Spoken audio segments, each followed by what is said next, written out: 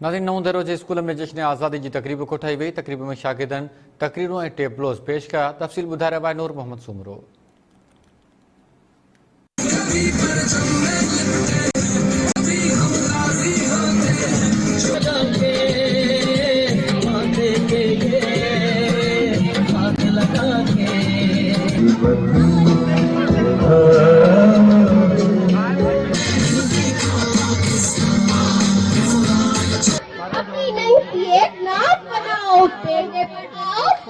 पूरे मुल्क जिया नवंदेरों में भी 75 योम पाकिस्तान जश्न आज़ादी बख्तावर मॉडल स्कूल नवंदेरों में इंतहाई जोश ऐं जज्बे से मल्हायो पियो वञे। इन तकरीब में आयल शागिर्दनि ऐं उस्तादनि सां ॻाल्हि ॿोल करियूं त हू इन ॾींहं खे कहिड़े तरीक़े सां सेलिब्रेट कनि था।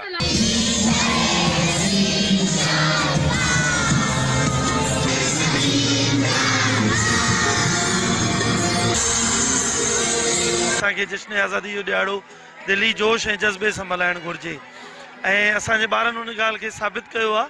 ऐं अॼु हिन बारिश वारे मौसम जे हुजण जे बावजूद भी उहे स्कूल आया, उन्हनि जी जेका तयारी थियल हुई उनखे उन्हनि प्रेज़ेंट कयो ऐं उन्हनि पंहिंजे जश्न आज़ादी जे ॾियारे खे वॾे जोश जज़्बे ऐं दिलि सां मल्हायो आहे। असां इन करे मल्हाईंदा आहियूं छाकाणि असांखे ख़ुशी मिलंदी आहे।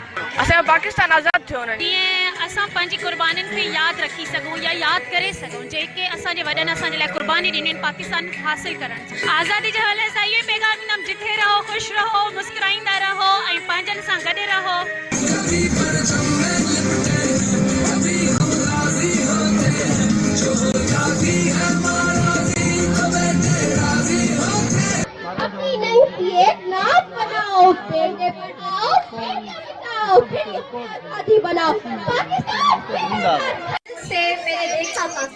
रंगी दुनिया में इसकी ये पहचान है, तू भी पाकिस्तान है, मैं भी Pakistan. Say prepared a tableau regarding the politics of Pakistan.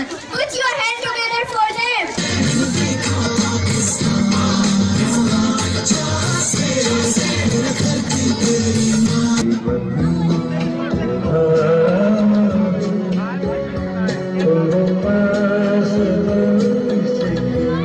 असां पंहिंजे जेके असांजे इलाही असांजे वॾनि क़ुर्बानियूं ॾिनियूं आहिनि, उन्हनि असां लाइ केॾो माल जान जी क़ुर्बानियूं ॾिनियूं आहिनि। आज़ादी ऐं हर कंहिंखे मिलणु घुरिजे। जीअं फ़लस्तीन आज़ादु न आहे, कश्मीर आज़ादु न आहे, उन्हनि जो बि हक़ आहे त उन्हनि खे आज़ादी मिले। आज़ादी उहा आहे जेका असांजे बुज़ुर्गनि माना असांखे पाकिस्तान आज़ादु करणो। केतिरियुनि माउनि पंहिंजे पुटनि जी क़ुर्बानी ॾिनी आहिनि, केतिरियूं भेनरुनि पंहिंजे भाउनि जी क़ुर्बानी ॾिनी, तॾहिं असांखे वञी आज़ादी मिली। ऐं आज़ादी हर कंहिंजो हक़ आहे, इन करे असांखे आज़ादी मिली वई।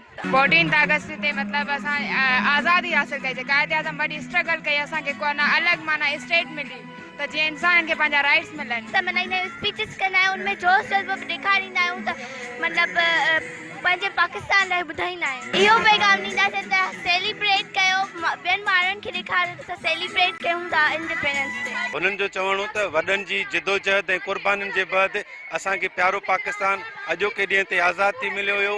उनजे करे अॼोको ॾींहुं असांजो ईद खां घटि न आहे। नूर मोहम्मद सुमरो, टाइम न्यूज़, नवंदेरो।